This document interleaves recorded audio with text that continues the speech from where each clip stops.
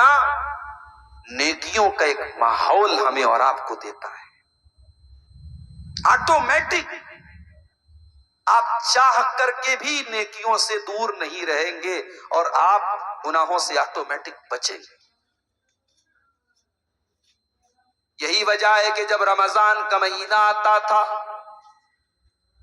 اللہ کے پیارے نبی جناب محمد رسول اللہ صلی اللہ علیہ وسلم اپنے صحابہ کو خوشخبری سناتے تھے، اتاکم رمضان، اے میرے صحابہ رمضان کا مہینہ آ چکا ہے، شہر مبارک، برکت والا مہینہ آ چکا ہے، فرض اللہ علیکم صیام، اس مہینے کے روزے اللہ تعالیٰ نے تمہارے اوپر فرض کیے ہیں، تفتح فیہ ابواب السماء، آسمان کے دروازے اس مہینے میں کھول دیے جاتے ہیں، وتغلق فیہ ابواب الجحیم، اور جہنم کے دروازے اس مہینے میں بند کر دیے جاتے ہیں، وتغل فیہ مردۃ الشیاطین، اور سرکش قسم کے شیاطین اس مہینے میں قید کر دیے جاتے ہیں، جکڑ دیے جاتے ہیں، للہ فیہ لیلۃ ہی خیر من الف شہر، اور اے میرے صحابہ اللہ کی قسم اس مہینے میں ایک رات ایسی ہے جو 1000 مہینے سے بہتر ہے، جو 84 سال سے بہتر ہے، من حرم خیرہا فقد حرم الخیر کلہ، جو اس رات میں عبادت نہیں کر پایا اس سے بڑا بد نصیب کوئی نہیں ہے۔ یہ وہ مہینہ ہے میرے ساتھ، رمضان کا مہینہ آتا ہے، سب سے بڑھ کے ہم اس کے اندر کون سی عبادت دیکھتے ہیں؟ روزہ۔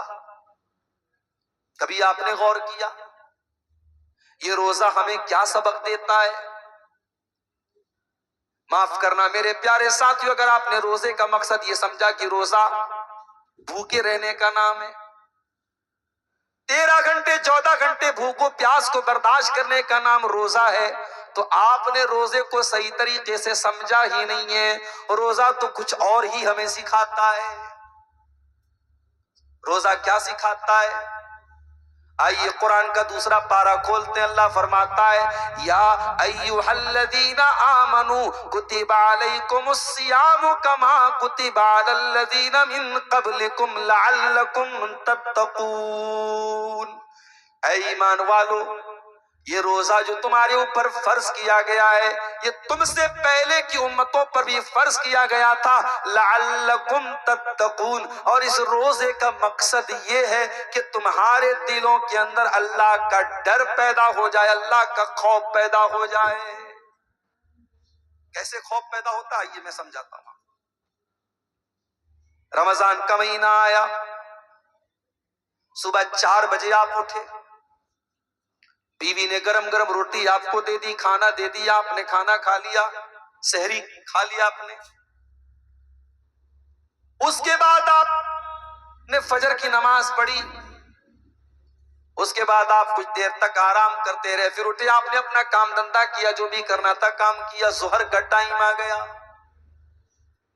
صبح 4 بجے آپ نے کھانا کھایا ہے، پانی پیا ہے، ظہر کی اذان 12:30 بجے ہو رہی، آپ مسجد میں آئے، آپ نے وضو کرنے کے لیے پانی سے اپنے دونوں ہاتھوں کو دھلا اور چلو میں پانی لے کر کے آپ نے کلی کرنے کے لیے منہ میں ڈالا، آپ کا حلق بالکل سوکھا ہوا ہے، گرمی کا موسم بھی ہے، اور صبح 4 بجے سے لے کر کے 8.5 گھنٹے تک آپ نے پانی نہیں پیا ہے، آپ کا حلق سوکھ رہا ہے، اور پانی آپ اپنے منہ کے اندر ڈالے ہوئے ہیں، پانی کی چند بوندیں اگر حلق کے نیچے اتر جائیں، کوئی کیمرہ تو نہیں ہے جو ریکارڈ کر لے، کوئی دیکھنے والا بھی نہیں ہے، کوئی کیمرہ ریکارڈ کرنے والا بھی نہیں ہے، آپ کو پتا ہے اور اللہ کو پتا ہے کہ پانی منہ کے اندر جو گیا وہ باہر نکلا یا اندر حلق کے اندر چلا گیا، یہ اتنا نازک معاملہ ہے جو صرف آپ کو پتا ہے یا اللہ کو پتا ہے، تیسرا کوئی نہیں جانتا۔ پانی آپ کے منہ میں گیا، آپ پیاسے ہیں، حلق سوکھا ہوا ہے، پھر بھی آپ نے پانی کو حلق کے اندر نہ جانے دیا، کلی کرنے کے لیے پانی منہ میں ڈالا اور باہر نکال دیا۔ اسی کا نام تقویٰ ہے، اسی کا نام اللہ کا ڈر ہے کہ اتنے قریب سے پانی منہ کے اندر گیا لیکن باہر چلا گیا، حلق کے نیچے نہیں گیا۔ یہ تقویٰ ہے، یہ اللہ کا ڈر ہے جو گرمی کے باوجود اور پیاس کے باوجود آپ کو پانی نہیں پینے دیتا ہے۔ فریج میں آپ کی بیوی نے طرح طرح کے سامنے فریج میں آپ کی بیوی نے طرح طرح کے پھل فروٹ بھی رکھے ہوئے ہیں، شربت روح افزا آپ گرمی کے موسم کے لیے لائے تھے وہ بھی فریج میں رکھا ہوا ہے، آم کا موسم ہے آم بھی فریج کے اندر رکھا ہوا ہے، انار کا موسم ہے انار بھی رکھا ہوا ہے، طرح طرح کے پھل فروٹ آپ کی فریج میں رکھے ہوئے ہیں۔ دوپہر کے 2 بج رہے ہیں، صبح 4 بجے آپ نے کھانا کھایا ہے، 10 گھنٹے ہو چکے ہیں، بھوک سے برا حال ہے، پیاس سے برا حال ہے۔ اگر آپ چاہیں تو کمرے کو لاک کریں اور فریج سے پھل نکال کے کھا لیں اور ہاتھ منہ دھو لیں، کسی کو کوئی بتانے والا نہیں ہے، کوئی جاننے والا نہیں ہے، لیکن آپ ایسا نہیں کرتے ہیں، بھوک برداشت کرتے ہیں، پیاس برداشت کرتے ہیں، سامنے کھانا موجود ہے مگر کھانے کو ہاتھ نہیں لگاتے، سامنے پانی موجود ہے مگر پانی کو حلق کے نیچے نہیں اتارتے۔ شام کے 4 بج گئے، آپ کمرے میں آئے، آپ کی بیوی آپ کے سامنے موجود ہے، بیوی سج دھج کر کے بیٹھی ہوئی ہے، بیوی سے آپ نے نکاح کیا ہے، بیوی سے رشتہ آپ کا حلال ہے مگر روزے کی حالت میں بیوی کے قریب نہیں جانا ہے۔ آپ اپنے دل میں خیال بھی نہیں لاتے ہیں، آپ اپنے آپ کو سمجھا لیتے نہیں روزے کی حالت میں ہوں، کھانا حلال ہے، پانی حلال ہے، بیوی حلال ہے مگر روزے کی حالت میں حلال چیزوں سے بچتا ہے انسان کس لیے؟ اللہ کے ڈر سے۔ میرے پیارے ساتھیوں، روزہ یہی سبق سکھاتا ہے کہ اے میرے بندے، اگر اللہ کے حکم سے تو حلال چیزوں کو چھوڑ سکتا ہے تو حرام کو کیوں نہیں چھوڑ سکتا ہے؟ میرے بندے، کھانا تو تیرے لیے حلال تھا، پانی تو تیرے لیے حلال تھا، بیوی تو تیرے لیے حلال تھی، لیکن میں نے حکم دے دیا تو تو نے فجر سے لے کر کے مغرب تک حلال چیزوں سے اپنے آپ کو بچا کے رکھا، تو تو حرام سے اپنے آپ کو کیوں نہیں بچا سکتا ہے؟ میرے پیارے ساتھیوں، روزہ یہی سبق دے رہا ہے کہ حلال اگر اللہ کے نام پہ چھوڑا جا سکتا ہے تو حرام کیوں نہیں چھوڑا جا سکتا؟ اسی لیے اگر کوئی روزہ رکھے اور روزہ رکھ کر کے گالی دے رہا ہے، روزہ رکھ کر کے موبائل پر گندے ویڈیوز دیکھ رہا ہے، روزہ رکھ کر کے بیٹھ کر کے فیس بک کی ریلز دیکھ رہا ہے، روزہ رکھ کر کے بےہودہ اور گندی ولگر چیزیں دیکھ رہا ہے، روزہ رکھ کر کے لڑکیوں سے چیٹنگ کر رہا ہے، روزہ رکھ کر کے حرام چیزیں دیکھ رہا ہے اور کر رہا ہے، تو کان کھول کر کے سن لے، اس نے روزے کا مطلب ہی نہیں سمجھا۔ اللہ کے پیارے نبی فرماتے ہیں من لم یدع قول الزور والعمل به فلیس للہ حاجت ان یدع طعامہ وشرابہ۔ او لوگو، جو روزہ رکھ کر کے بھی حرام کام کرتا ہے، غلط بات منہ سے نکالتا ہے، اس کو کھانا چھوڑنے کی بھی ضرورت نہیں ہے، اس کو پانی چھوڑنے کی ضرورت بھی نہیں ہے۔ اللہ کو تیرا کھانا اور پینا چھوڑوانے سے کوئی مقصد نہیں جب تک تو حرام چیزوں کو نہ چھوڑ۔ یہ روزے کا اصل مقصد ہے میرے ساتھ۔ اور میں یہاں آپ کو یہ بھی بتا دوں، 2025 چل رہا ہے، یہ پچھلے سال بھی آپ کے علاقے میں جلسہ تھا، شاید میں نہیں آ پایا تھا، کوئی مجبوری تھی۔ پچھلے سال آپ نے رمضان کا روزہ رکھا تھا، اس سال پھر اللہ تعالی ہم کو ایک اور موقع دے رہا ہے، ہم کو یہ موقع مل رہا ہے۔ ہم میں سے بہت سارے لوگوں کو یہ موقع دوبارہ نہیں مل رہا ہے۔ آپ جائیے اپنے محلے میں، یاد کر لیجئے کتنے لوگ ایسے تھے جو 2024 کے رمضان میں ہمارے بیچ میں تھے لیکن 2025 میں نہیں ہے، وہ انتقال ہو چکا ہے۔ کوئی ایکسیڈنٹ میں مر گیا، کوئی بیماری میں مر گیا، کوئی بوڑھا ہو کر کے 80-90 سال کا ہو کر کے مر گیا۔ موت نے ہم کو ان سے دور کر دیا، لیکن میرے پیارے ساتھیو، اللہ تعالیٰ نے ہمیں اور آپ کو خوش نصیب ہے ہم کہ اللہ نے ایک رمضان ہم کو اور دیا ہے۔ اللہ دے رہا ہے، 2 دن کے بعد شروع ہو رہا ہے رمضان۔ اب ذرا غور کرنا، میں ایک واقعہ آپ کو سنانے جا رہا ہوں، کتنا بڑا فرق ہے ہمارے بیچ میں اور ان لوگوں کے بیچ میں جو رمضان کے پہلے اللہ کو پیارے ہو چکے ہیں. حالانکہ ابھی بھی ہم گارنٹی نہیں دے سکتے. کوئی ہے اس علاقے میں جو گارنٹی دے دے کہ ہم رمضان کا پورا مہینہ زندہ رہیں گے؟ ارے رمضان چھوڑ دو، ہم تو اس بات کی گارنٹی بھی نہیں دے سکتے کہ ہم کل زندہ رہیں گے کہ نہیں رہیں گے. میں بنارس کا رہنے والوں، میں اس بات کی گارنٹی نہیں دے سکتا کہ بنارس میں ہی میری موت ہوگی اور اپنے باپ دادا کے قبرستان میں ہی مجھے دفن ہونا. تو اللہ تعالیٰ کا قانون ہے. وما تدری نفس بأی ارض تموت، کوئی نہیں جانتا وہ کہاں مرے گا. علامہ احسان الہی ظہیر پاکستان کے رہنے والے تھے، لاہور میں تقریر کر رہے تھے. بم دھماکہ ہوتا ہے، بیماری، بم دھماکہ ہوتا ہے، زخمی ہوتے ہیں. سعودی عرب کی حکومت ان کو ہوائی جہاز سے سعودی بلاتی ہے، ریاض کے ہاسپٹل میں ایڈمٹ ہوتے ہیں، ریاض کے ہاسپٹل میں دم توڑتے ہیں، انتقال ہوتا ہے. مدینہ کے اندر جنازے کی نماز پڑھی جاتی ہے اور بقیع کے قبرستان میں دفنایا جاتا ہے. رہنے والے پاکستان کے، بم دھماکہ لاہور میں ہوتا ہے، انتقال ریاض میں ہوتا ہے اور جنازہ مدینہ میں پڑھا جاتا ہے اور مدینہ کے اندر بقیع کے قبرستان میں دفن ہوتے ہیں. کوئی نہیں جانتا وہ کہاں اور کب مرے گا. اگر ہمیں اللہ تعالیٰ ایک رمضان اور دے رہا ہے تو میرے بھائیوں ہم اور آپ خوش نصیب ہیں. نبی اکرم کے دور میں دو بھائی ایک ساتھ ایمان لائے. دونوں بھائی بھی ہو سکتے ہیں یا دوست بھی تھے، حدیث میں اس کی وضاحت نہیں ہے. دو لوگ ایک ساتھ ایمان لائے اور دونوں بھائیوں میں سے، دونوں دوستوں میں سے ایک زیادہ محنتی تھا، دین کا زیادہ کام کرتا تھا، زیادہ نماز پڑھتا تھا، زیادہ نیکی کرتا تھا، نیکی کے کاموں میں زیادہ آگے آگے رہتا تھا. ایک بھائی زیادہ محنتی تھا، ایک تھوڑا کم تھا. ہوتا ہے، نیچرل بات ہے. تو جو زیادہ محنتی تھا، جو دین کے کاموں میں زیادہ آگے آگے رہتا تھا، فغزل مجتہد فاستشہد، وہ اللہ کی راہ میں لڑتے لڑتے شہید ہو گیا. دوسرا بھائی جو اتنی محنت نہیں کرتا تھا، دین کے معاملے میں اپنے بھائی سے کچھ کمزور تھا، وہ 1 سال تک زندہ رہا اور 1 سال کے بعد اس کا انتقال ہو گیا. نیچرل ڈیتھ ہو گئی، انتقال ہو گیا. اب ذرا غور سے سننا.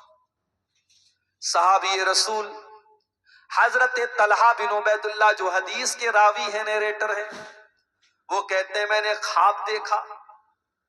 میں نے دیکھا کہ میں جنت کے دروازے پر کھڑا ہوں اور جنت کے اندر سے ایک آدمی آتا ہے، ایک فرشتہ آتا ہے، اور جو انسان 1 سال بعد انتقال کرتا ہے اس کو پہلے جنت میں جانے کی اجازت دیتا ہے کہ جا بھائی تو جنت میں چلا جا. اس کے بعد جو اللہ کی راہ میں شہید ہوا تھا اور جو زیادہ محنت کرتا تھا، اس کے بعد وہ اس کو جنت میں جانے کی اجازت دیتا ہے اور پھر میرے پاس آ کے کہتا ہے لم یانی لک بعد، ابھی تیرے جنت میں جانے کا ٹائم نہیں آیا ہے. طلحہ بن عبید اللہ، اگر میں اپنے نوجوانوں سے پوچھوں کہ طلحہ کون تھے، نہیں بتا پائیں گے. وراٹ کوہلی نے پاکستان کے خلاف کتنا رن بنایا تھا سب کو معلوم ہوگا. کرکٹروں کے نام ہم سے پوچھ لو، فلمی ہیرو کے نام ہم سے پوچھ لو، انسٹاگرام پہ ویڈیو کیسے ڈالی جائے ہم سے پوچھ لو، فیس بک پر کیسے پوسٹیں ڈالی جائے ہم سے پوچھ لو. لیکن ہمارے ان نوجوانوں سے اپنے نبی کے صحابہ کے بارے میں پوچھ لو، نہیں معلوم. او میرے نوجوان ساتھیوں، حضرت طلحہ ان 10 صحابہ کرام میں سے ایک ہیں جن کا نام لے کر کے نبی نے جنتی کہا تھا. کون تھے 10 صحابہ؟ ابو بکر، عمر، عثمان، علی، 4 تو یہ ہو گئے. 7 نبی وقاص، سعید بن زید، 4 2 6 ہو گئے. عبد الرحمن بن عوف، ابو عبیدہ بن جرہ، 6 2 8 ہو گئے. اور طلحہ اور زبیر، یہ 10 ہو گئے. یہ وہ 10 صحابہ ہیں جن کو نبی نے نام لے کر کے جنت کی بشارت سنائی تھی. ان کو عشرہ مبشرہ بھی کہا جاتا ہے. عشرہ مینس 10 اور مبشرہ مینس جن کو خوشخبری دی گئی ہے. عشرہ مبشرہ وہ 10 صحابہ جن کا نام لے کر کے جنت کی خوشخبری سنائی. تو حدیث کے راوی کون ہے؟ طلحہ رضی اللہ عنہ. انہوں نے ایسا خواب دیکھا، جب انہوں نے اپنا خواب صحابہ کو بیان کیا تو صحابہ کو بڑی حیرت ہوئی کہ جو انسان محنتی تھا، جو دین کے کاموں میں آگے آگے تھا، اور جو اللہ کی راہ میں لڑتے لڑتے شہید ہوا تھا، وہ تو بعد میں جنت میں جا رہا ہے، اور جو نیچرل طریقے سے مرا تھا اور جو دین کے کاموں میں اتنا آگے آگے نہیں تھا، وہ پہلے جنت میں جا رہا ہے۔ یہ کیسے پاسبل ہے؟ How it can be possible? صحابہ کو بڑی حیرت۔ جب یہ بات جناب محمد رسول اللہ صلی اللہ علیہ وسلم تک پہنچی، آپ نے صحابہ سے پوچھا مینا یہ ذالک تعجبون، اے میرے صحابہ تمہیں کیوں تعجب ہو رہا ہے؟ صحابہ نے کہا اللہ کے نبی یہ بات ہضم نہیں ہو رہی ہے، یہ بات سمجھ میں نہیں آ رہی ہے کہ جو انسان اللہ کی راہ میں شہید ہوا ہے اور جو دین کے کاموں میں آگے آگے ہے وہ بعد میں جنت میں جا رہا ہے، اور جو اتنا آگے آگے بھی نہیں ہے وہ پہلے جنت میں جا رہا ہے۔ آپ نے فرمایا الیس قد مکث بعدہ سنتن، اے میرے صحابہ جس کا انتقال بعد میں ہوا تھا کیا اس نے زندگی میں 1 سال زیادہ نہیں پایا؟ کیا اس کی زندگی میں 1 سال زیادہ نہیں ملا؟ ہاں اللہ کے نبی اس کی زندگی میں 1 سال زیادہ ملا۔ الیس قد ادرک رمضان، کیا اس نے رمضان کا مہینہ نہیں پایا؟ کیا اس نے 1 سال اور رمضان نہیں پایا؟ رمضان کا روزہ نہیں رکھا؟ کیا 1 سال اس نے زیادہ نماز نہیں پڑھی؟ ہاں اللہ کے نبی یہ بات تو صحیح ہے، جب 1 سال زیادہ زندہ رہا تو 1 رمضان اس کو اور ملا، 1 سال اس نے زیادہ نماز پڑھی۔ آپ نے فرمایا فَكَانَ مَا بَيْنَهُمَا أَبْعَدُ مِمَّا بَيْنَ الْأَرْضِ وَالسَّمَاءِ، اے میرے صحابہ جب 1 سال زیادہ اس کو زندگی ملی تھی اور 1 رمضان کا مہینہ زیادہ ملا تھا تو کان کھول کر کے سن لو کہ دونوں برابر نہیں ہو سکتے، دونوں کے مقام و مرتبے کے بیچ میں اتنی ہی دوری ہے جتنی زمین و آسمان کے بیچ کی دوری ہے۔ پتہ یہ چلا کہ اگر واقعی میں ہم رمضان کو رمضان کی طرح گزار لیں تو جو 2024 کا رمضان پا کے اللہ کو پیارے ہو گئے وہ ہمارے برابر کبھی نہیں ہو سکتے، اگر واقعی میں ہم رمضان کو رمضان کی طرح گزار لیں۔ مسئلہ تو یہی ہے میرے ساتھ۔ کتنے لوگ تو ایسے ہوتے ہیں رمضان کا نام سنتے ہی ارے یار بھوکا رہنا پڑے گا، 14 گھنٹے بھوکا رہنا پڑے گا، روزہ رکھنا پڑے گا، 1 گھنٹہ کھڑے ہو کے تراویح کی۔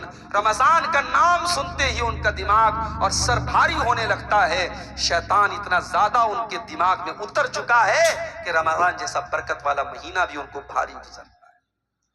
میرے پیارے ساتھیوں، اللہ کے پیارے نبی منبر پہ چڑھ رہے ہیں اور منبر کی پہلی سیڑھی پر آپ نے قدم رکھا، فرمایا آمین، دوسری سیڑھی پر قدم رکھا، فرمایا آمین، تیسری سیڑھی پر قدم رکھا، فرمایا آمین۔ صحابہ نے کہا اللہ کے نبی کیا بات ہے؟ ایسا ہوتا تو نہیں تھا کہ آپ منبر پہ چڑھے اور آمین آمین بولے؟ آپ نے 3 مرتبہ آمین کہا، کیا بات ہے؟ آپ نے فرمایا اے میرے صحابہ جب میں منبر کی پہلی سیڑھی پر چڑھا تو جبریل علیہ السلام آئے اور انہوں نے کہا من ادرک رمضان فلم یغفر لہو، جو رمضان کا مہینہ پائے اور اپنی بخشش نہ کروا سکے، اپنی مغفرت نہ کروا سکے، رمضان میں اللہ تعالیٰ کو راضی نہ کر سکے، خوش نہ کر سکے، اپنے گناہوں کی معافی نہ منگوا سکے، ایسا انسان اللہ کی رحمت سے دور ہو جائے، ایسے انسان کو اللہ تعالیٰ اپنی رحمت سے دور کر دے۔ جبریل نے یہ بد دعا کی اور میں نے آمین کہا۔ پھر جب دوسری سیڑھی پر قدم رکھا جبریل نے کہا من ادرک والدیہ، جو اپنے ماں باپ میں سے دونوں کو یا کسی ایک کو بڑھاپے کی حالت میں پائے اور دونوں کی خدمت کر کے اپنے آپ کو جنت کا حقدار نہ بنا سکے۔ وہ بوڑھے ماں باپ تمہارے گھر میں اگر موجود ہیں، ان بوڑھے ماں باپ کو کبھی بوجھ نہ سمجھنا میرے بھائیوں۔ تمہیں اگر بوڑھی ماں ملی ہے، بوڑھے باپ ملے ہیں، ان کی خدمت کرنے میں کبھی تم اپنے دل پر کبھی کوئی بوجھ نہ آنے دینا۔ یہ تو اللہ نے تم کو خوشی کا موقع دیا ہے، یہ تو اللہ نے تم کو جنت کمانے کا موقع دیا ہے۔ آج ہوتا کیا ہے، ماں کے مرنے کے بعد ہم مسجد میں چندہ دیتے ہیں، مدرسے میں چندہ دیتے ہیں۔ ماں زندہ ہے، 100 روپے کی دوا ماں کی لانی ہے تو ہمیں حساب و کتاب دیکھنا پڑتا ہے، یار 100 روپیہ دینا پڑے گا ماں۔ باپ کو 100 روپیہ دینا پڑ جائے تو ہمیں کمائی کا حساب یاد آنے لگتا ہے، یار 100 روپیہ باپ کو دینا پڑے گا۔ باپ مر گیا، ماں مر گئی تو ہم مدرسے میں 1 لاکھ روپیہ چندہ دے رہے ہیں، مسجد میں 1 لاکھ چندہ دے رہے ہیں۔ معاف کرنا میرے ساتھیوں، ماں باپ کی زندگی میں سیوا کرو، ان کی زندگی میں ان کی قدر کرو، ان کے اوپر خرچ کرو، ان کے دل کو خوش کرو۔ اللہ کے نبی بد دعا کر رہے اس انسان کے اوپر جو ماں باپ کو بڑھاپے میں پائے اور ماں باپ اس کو جنت میں داخل نہ کر سکے۔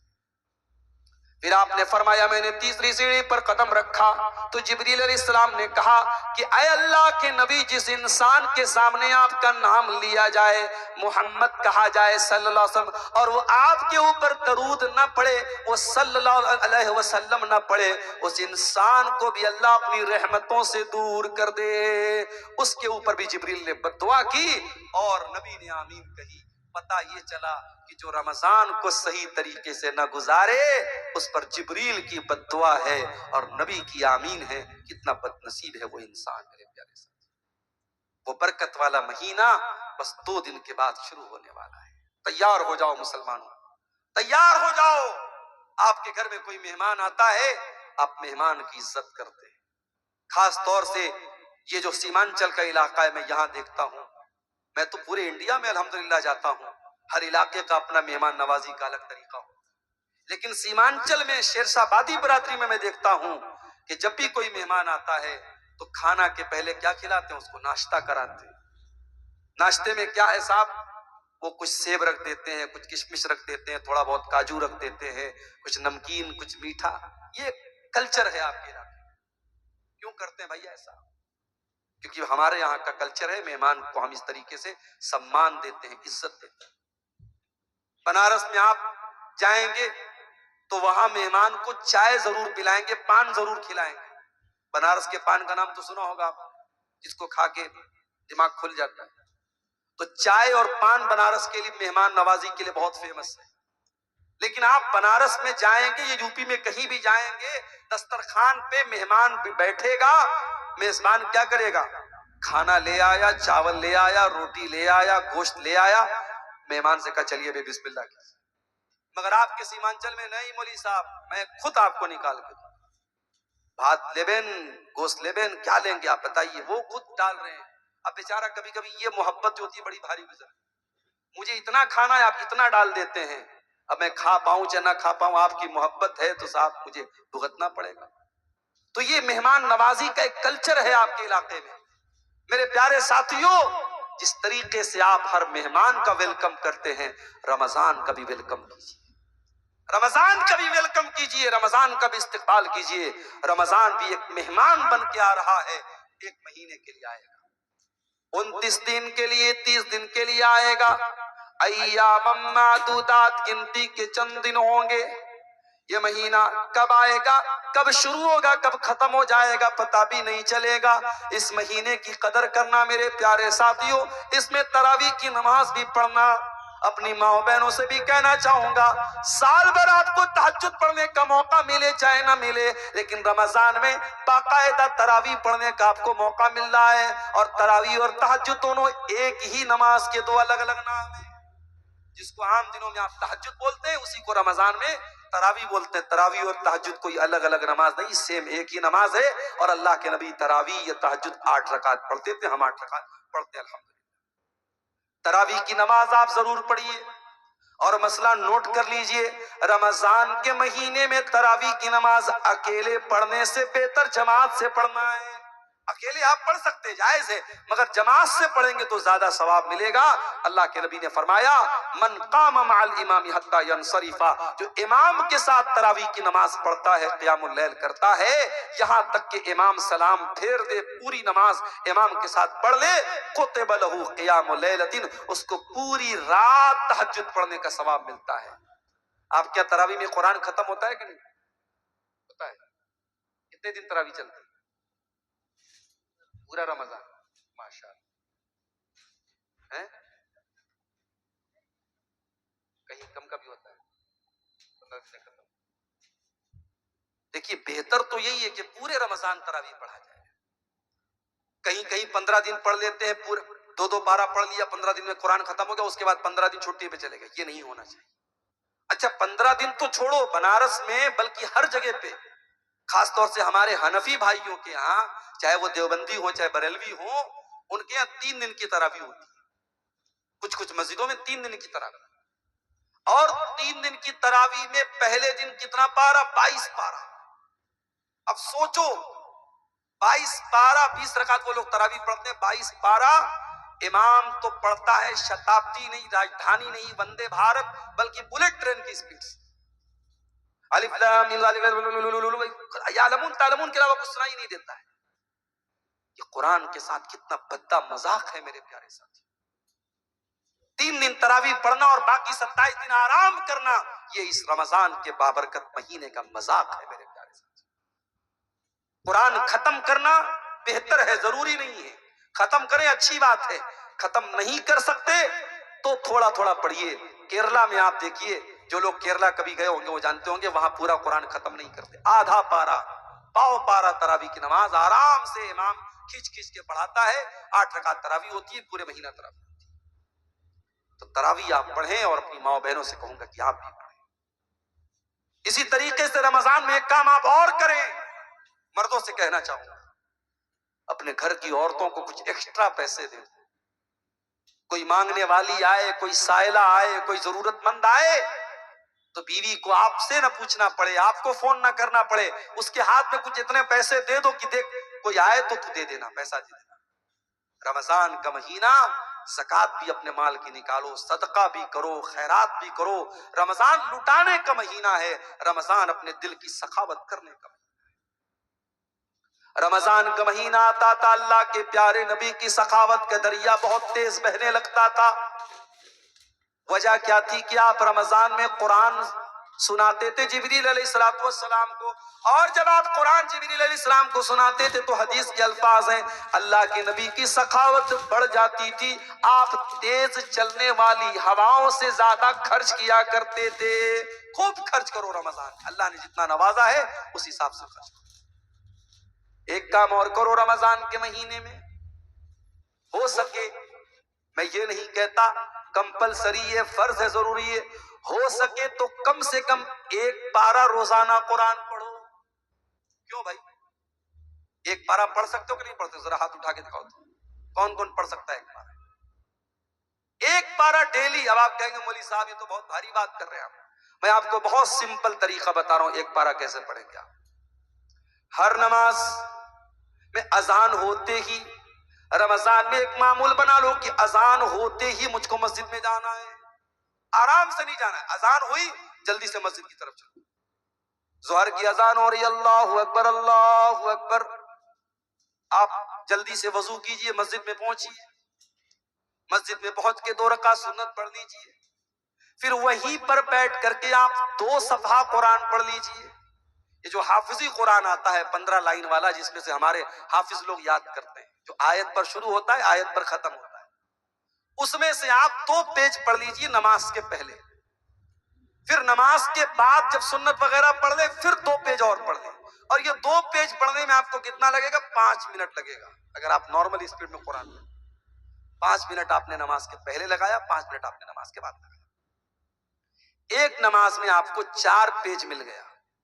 ایسے ہی آپ نے فجر میں کر لیا، ظہر میں کر لیا، عصر میں کر لیا، مغرب میں آپ افطار کے لیے بیٹھتے ہیں وہاں پہ 2 پیج پڑھ لیجئے، افطار کے بعد مغرب پڑھ کے آئیے وہاں پہ 2 پیج پڑھ لیجئے، عشاء میں آپ پہلے پڑھ لیجئے، تراویح پڑھ کے آئیے تب پڑھ لیجئے۔ 5 ٹائم میں آپ اس طریقے سے اگر 4 پیج ہر نماز میں پڑھ لیں گے، حافظی قرآن میں 1 پارے میں 20 پیج ہوتے ہیں، آرام سے بغیر کوئی ایکسٹرا ٹائم نکالے آپ ڈیلی 1 پارہ پڑھ لیں گے، رمضان میں 1 قرآن آپ کا پورا ختم ہو جائے گا۔ یہ بہت سمپل طریقہ آپ کو بتا رہا ہوں قرآن ختم کرنے کا۔ میرے پیارے ساتھیوں، رمضان قرآن کا مہینہ ہے، شہر رمضان الذی انزل فیہ القرآن۔ قرآن کا 2 پارہ سورہ بقرہ میں اللہ فرماتا ہے رمضان کے مہینے میں قرآن اتارا گیا ہے، یہ قرآن ھدی للناس، جو مانوتا کے لیے، انسانیت کے لیے ہدایت بن کر کے آیا ہے۔ قرآن دوسروں کو ہدایت دے رہا ہے، کتنے غیر مسلم اس کو پڑھ کے اسلام لے آئے، تیرے گھر میں قرآن پڑھا ہے تو کبھی اس کو کھولنے کی ضرورت بھی محسوس نہیں کرتا۔ اے مسلمان تو کتنا بد نصیب ہے، واٹس ایپ کا میسج تو ہر منٹ پہ کھولتا ہے، فیس بک کے لائک کو ہر منٹ پہ چیک کرتا ہے، انسٹاگرام کی پوسٹوں کو ہر منٹ تو چیک کرتا ہے، اور اللہ کا میسج تیرے گھر میں پڑا ہے، دھول کھا رہا ہے، گرد و غبار کھا رہا ہے، اور تو قرآن کھول کے پڑھنے کی ضرورت محسوس نہیں کرتا. قرآن پڑھا کرو میرے ساتھی. اور یاد رکھو قبر میں آپ کا بیٹا آپ کے کام نہیں آئے گا. آپ کا بیٹا بھی آپ کو دفنائے گا, کفنائے گا, جنازے کی نماز پڑھے گا, قبر میں لے جا کے اتارے گا, پھر مٹی دے کے اپنے گھر چلا جائے گا. قبر کے اندر آپ کا بیٹا آپ کے ساتھ نہیں جائے گا, لیکن قبر میں قرآن آپ کا ساتھ دے گا. قبر میں ہم اور آپ جب جائیں گے فرشتہ پوچھے گا من رب کا, تیرا رب کون ہے؟ من نبیوں کا, تیرے نبی کون ہے؟ ما دینوں کا, تیرا دین کیا ہے؟ سائنس کی کتابیں ان تینوں سوالوں کا جواب نہیں دے پائیں گی. میتھمیٹکس کی کتابیں, ہسٹری کی کتابیں, جیوگرافی کی کتابیں, جنرل نالج کی کتابوں میں ان تینوں سوالوں کا جواب نہیں ملے گا. ان تینوں سوالوں کا جواب رب کا قرآن دے گا. قرآن پڑھنے والا, قرآن پڑھانے والا ان تینوں سوالوں کا جواب دے گا. اسی لیے جب آپ صحیح جواب دیں گے میرا رب اللہ ہے, میرا دین اسلام ہے, میرے نبی محمد صلی اللہ علیہ وسلم ہے, تو فرشتہ پوچھے گا کہ اے اللہ کے بندے تجھے ان تینوں سوالوں کا جواب کیسے پتا چلا؟ بندہ کہے گا قرأت کتاب اللہ فآمنت بہ وصدقت بہ, میں نے اللہ کی کتاب کو پڑھا تھا, میں نے قرآن کو پڑھا تھا, قرآن کے اوپر ایمان لایا تھا, قرآن کے ذریعے مجھے ان تینوں سوالوں کا جواب ملا. قرآن قبر میں آپ کے کام آئے گا, اور قرآن کل میدان محشر میں بھی آپ کے کام آئے گا. میدان محشر میں جہاں بیٹا اپنے باپ کے کام نہ آئے گا, بھائی بھائی کے کام نہ آئے گا, جس دن کے بارے میں اللہ قرآن میں کہتا ہے یوم یفر المرء من اخیہ وامہ وابیہ, قیامت کے دن انسان اپنے بھائی کو دیکھ کر کے بھاگے گا, اپنے ماں باپ کو دیکھ کر کے بھاگے گا, وصاحبتہ وبنیہ, اپنی بیوی کو دیکھ کر کے بھاگے گا, اپنے بچوں کو دیکھ کر کے بھاگے گا. لکل امرئ منہم یومئذ شان یغنیہ, کیوں بھاگے گا؟ کیونکہ قیامت کے دن سب کو اپنی اپنی پڑی ہوگی, نفسی نفسی کا عالم ہوگا, لیکن قرآن قیامت کے دن بھی آپ کے کام آئے گا. اللہ کے پیارے نبی فرماتے ہیں اقرأوا القرآن فإنه یأتی یوم القیامت شفیعا لأصحابہ, او لوگوں قرآن پڑھا کرو, قرآن قیامت کے دن تمہارے لیے حق میں سفارش کرے گا, قرآن تمہارے لیے لڑے گا, اور قرآن اللہ سے کہے گا اے اللہ اس کو تو جہنم کی آگ میں نہ ڈالنا. اے اللہ یہ راتوں کو قرآن پڑھا کرتا تھا, یہ نیند قربان کر کے راتوں کو قرآن پڑھا کرتا تھا, یہ دن میں اپنے کام دھندے سے وقت نکال کے قرآن پڑھا کرتا تھا, یہ قرآن قیامت کے دن ہمارے حق میں سفارش کرے گا. قرآن پڑھنے کا مہینہ بناؤ رمضان کو میرے ساتھی. رمضان میں ایک کام اور کر لو میرے ساتھی. ہم تو بھوکے رہتے ہیں 13 گھنٹے 14 گھنٹے, ہم تو مجبوری میں نہیں رہتے, ہم تو جان بوجھ کے رہتے ہیں. کھانے کی چیزیں موجود ہے, پانی کی چیزیں موجود ہے, لیکن ہم اس لیے بھوکے رہتے کیونکہ اللہ کا حکم ہے. اور امیر کو بھی یہ روزہ رکھنا ہے, غریب کو بھی یہ روزہ رکھنا ہے, اس کو بھی رکھنا ہے. جس کے گھر میں 2 ٹائم کی روٹی نصیب ہوتی ہے نہیں ہوتی ہے اس کو بھی رکھنا ہے. جس کے گھر میں بے شمار دولت کا ڈھیر ہے, میرے پیارے ساتھیوں رمضان امیر اور غریب کا, رمضان کا روزہ سب کو رکھنا ہے. رمضان کا روزہ یہ سبق دے رہا ہے اے دولت والو, اے پیسے والو, اے اپنے گھر میں مرغا کھانے والو, اے مرغن غذائیں کھانے والو, اے اپنے دسترخوان پہ طرح طرح کے آئٹم کھانے والو, اسی دنیا میں کروڑوں بچے ایسے ہیں جن کے ماں باپ اتنے قریب اور مجبور ہیں کہ اپنے بچوں کو 2 ٹائم کی روٹی بھی نہیں دے پاتے. کتنے ایسے قریب اور مجبور لوگ ہیں جن کے گھر میں 2 ٹائم چولہا بھی نہیں جل پاتا, جو دوپہر کا کھانا کھاتے تو شام کی گارنٹی نہیں, شام کو کھاتے تو صبح کی گارنٹی نہیں. رمضان کا مہینہ ان بھوکے اور ان پیاسے, ان کمزور لوگوں کا درد ہمارے دل میں پیدا کرتا ہے. ان کی ضرورتوں کو پوری کیسے کیا جائے, ان بھوکوں کو کھانا کیسے کھلایا جائے, ان کمزوروں کی مدد کیسے کی جائے, یہ جذبہ بھی رمضان کا مہینہ ہم کو دیتا ہے.